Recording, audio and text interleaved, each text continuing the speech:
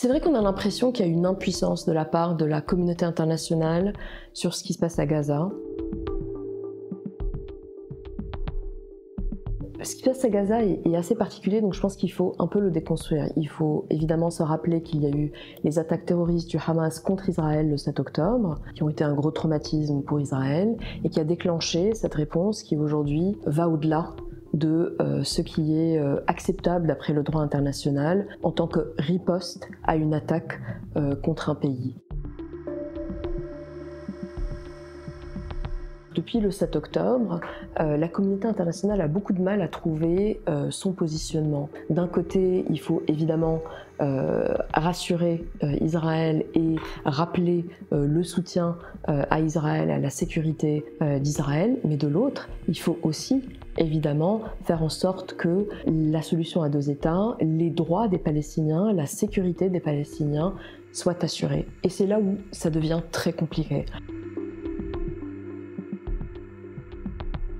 D'un côté, on avait une administration Biden, avec un président Biden en particulier, qui se définissait comme sioniste et qui avait beaucoup de mal à mettre de la pression sur le gouvernement israélien, malgré de vraies divergences et différences d'opinion avec le gouvernement de Netanyahou et le gouvernement israélien, qui est basé sur une coalition, et il faut le dire, d'extrême droite et de colons extrémistes qui aujourd'hui mènent Israël même vers un extrémisme qui ne faisait pas partie de ces politiques au cours depuis le début de l'existence d'Israël. Donc les États-Unis n'ont pas su jouer le rôle de pression, alors qu'auparavant, il y avait eu des pressions américaines qui avaient été exercées contre plusieurs gouvernements israéliens. Par exemple, dans les années 80, Reagan, le président américain, a su à un moment mettre la pression sur le gouvernement israélien pour arrêter l'invasion de Beyrouth au Liban. Et cette fois-ci, ils ne sont pas arrivés à ça, et ça tient beaucoup à la personnalité du président américain Biden. De l'autre côté, les Européens ont un problème d'unité. Et il faut reconnaître que des pays comme par exemple l'Allemagne sont encore accablés par une histoire qui est très particulière, c'est-à-dire l'histoire de la Shoah. Et donc ça complique énormément le positionnement du gouvernement allemand pour prendre des positions qui puissent mettre de la pression sur Israël, et l'Allemagne entraîne avec elle plusieurs autres pays européens qui donc s'opposent à n'importe quelle pression possible de la part de l'Union européenne sur Israël. Ce qui est en fait assez regrettable parce que l'Union européenne a de vrais leviers. L'Union européenne, c'est le premier partenaire commercial d'Israël. C'est d'autant plus important parce que la guerre que mène Israël à Gaza coûte très cher à l'économie israélienne. Et donc la relation commerciale avec l'Union européenne devient de plus en plus vitale pour Israël, ce qui fait que l'Union européenne a de plus en plus de leviers. Mais aujourd'hui, pour le moment, elle est incapable d'utiliser ce levier. On voit certains pays bouger.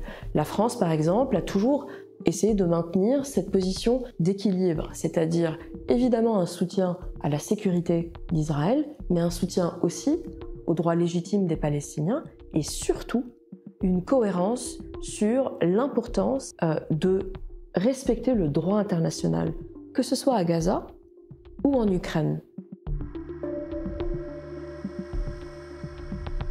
Il y a cette question qui plane depuis le début de la riposte israélienne après le 7 octobre à Gaza, qui ressurgit beaucoup dans les discussions avec les gens qui ne sont pas israéliens ou bien qui sont plus des pays du Sud, qui posent la question du double standard. Et est-ce qu'il y a réellement un double standard? Parce qu'on voit des réactions et des déclarations beaucoup plus explicites à l'encontre de la Russie et de ce que la Russie fait en Ukraine depuis son invasion en 2022, en comparaison avec ce qu'on peut dire, ou bien ce que certains pays peuvent dire comme déclaration sur l'action d'Israël à Gaza. Là-dessus, la France a été d'une grande cohérence, c'est-à-dire depuis le début, le président de la République était conscient de ce risque de double standard et il a voulu absolument l'éviter.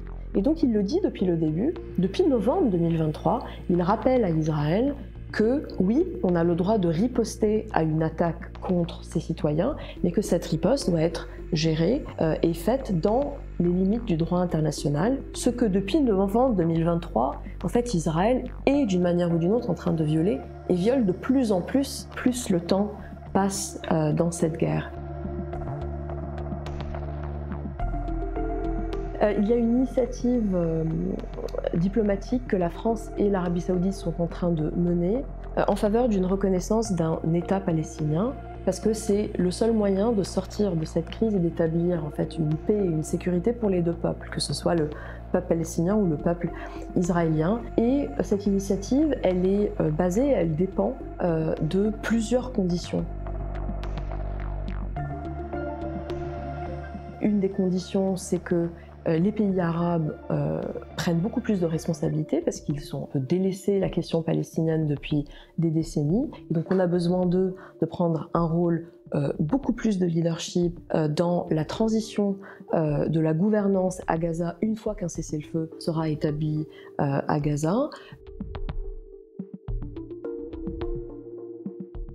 Mais aussi de faire en sorte que le Hamas et donc sa composante militaire et armée soient désarmés et ne soient plus en position de pouvoir réattaquer Israël comme pendant le 7 octobre, ainsi que la réforme de l'autorité palestinienne qui est l'entité qui gouverne et qui doit gouverner les territoires palestiniens et un jour faire des élections et en fait construire un réel État palestinien.